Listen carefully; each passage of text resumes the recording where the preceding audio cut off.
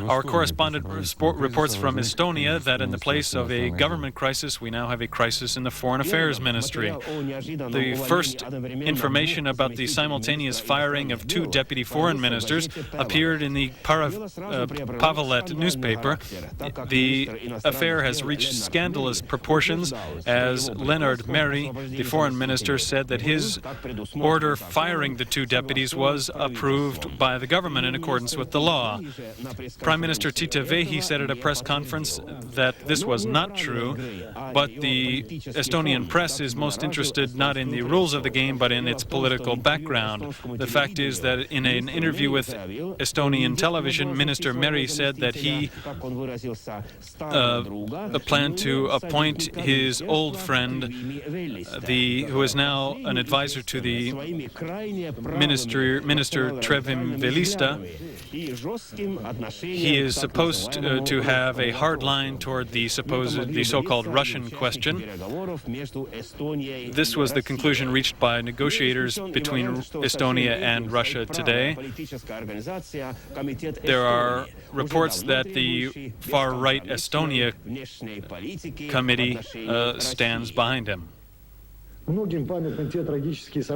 Many monuments have arisen to the events of 2 years ago when 22 people died in mass disturbances in Dushanbe. The national flag of Tajikistan flied. A marble obelisk was erected which contains the names of those who died. A wreath was placed there by President Rahman Nabiev. The ceremony was attended by other officials and representatives, political parties, and by people from all over the Republic. Organizers of the meeting said that this day should not only be an all-national day of mourning, but should be made to ensure that the grief brought by these events should never be repeated. Parliamentary hearings are beginning to reveal the full truth about the events of February 1990 and to reveal the guilty parties. There were prayers today and acts of charity to the families which lost their son.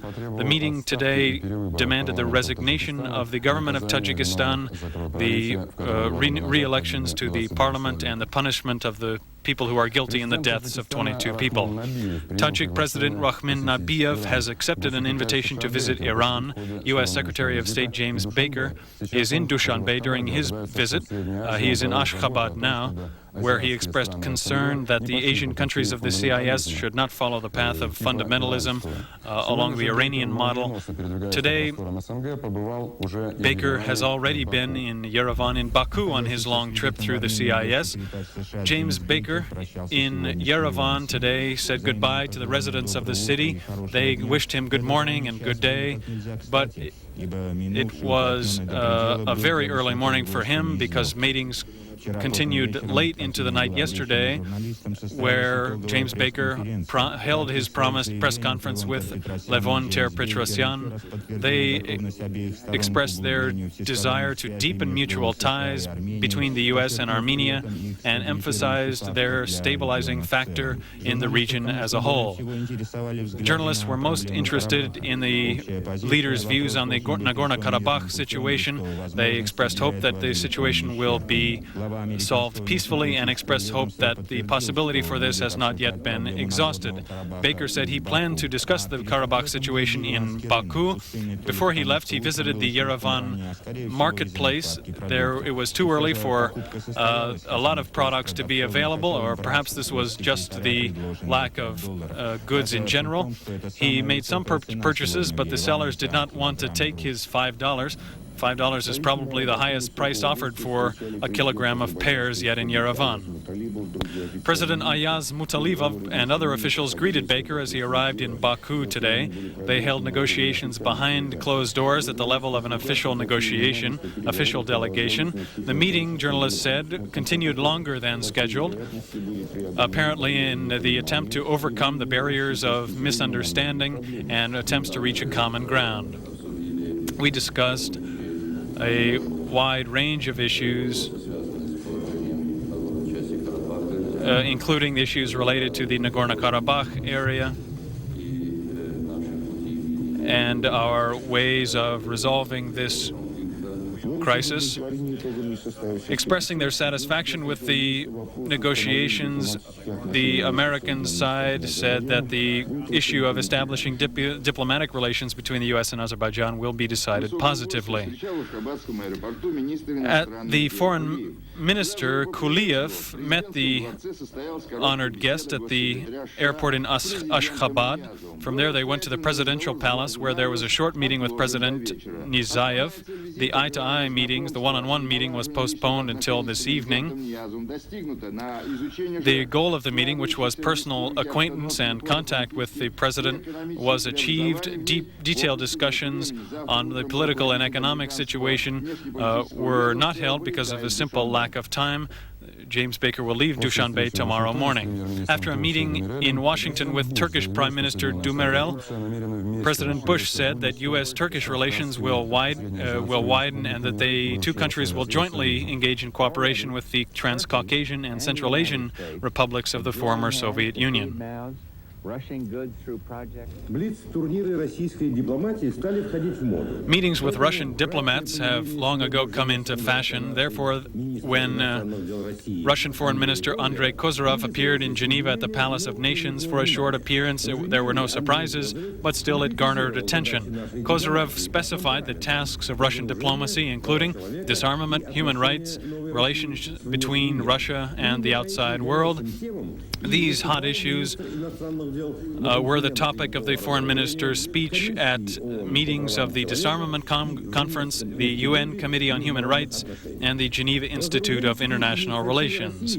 Russia's disarmament initiatives, Kozyrov said, were approved by the Commonwealth nations, although the priority is given to the sharp reductions in strategic weapons. The agenda also includes issues of liquidating other weapons of mass destruction. I revealed the message of President Yeltsin, in which he emphasizes the necessity to make a breakthrough this year on a convention to ban chemical weapons. Today in Romania, the first results of the local elections became known, which these elections were held on Sunday. In more than 70% of the electoral districts, the voting produced no victor. Therefore, everything will be decided at the second decisive round of voting.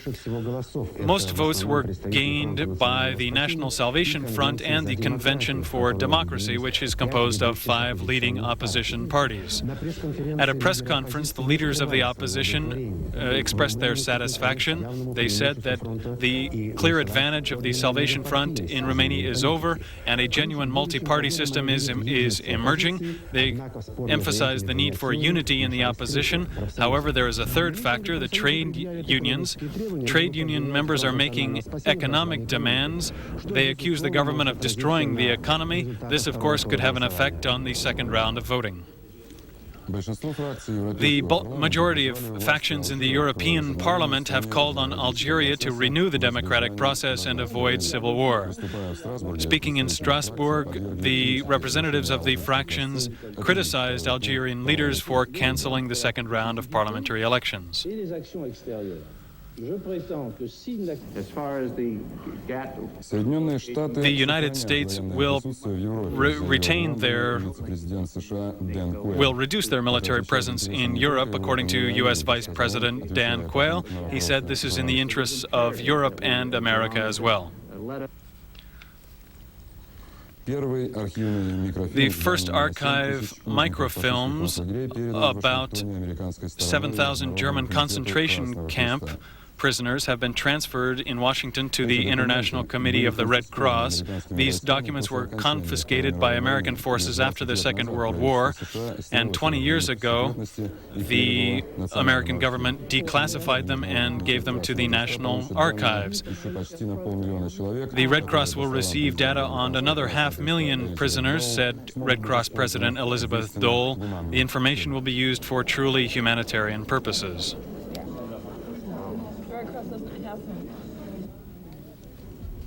The official representative of Kashmir State denied the reports of shooting by Indian troops last night of Kashmir separatists.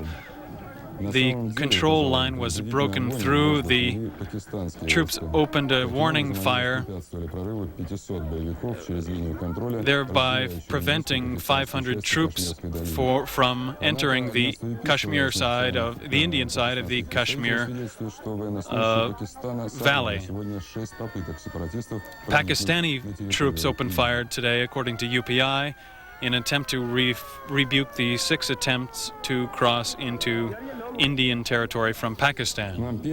In Phnom Penh, by invitation of Prince Sihanouk, the head of the Cambodian Supreme National Council, Chinese Foreign Minister Tian Xixin arrived today. It is the first visit of the Chinese foreign minister since the fall of the Pol Pot regime.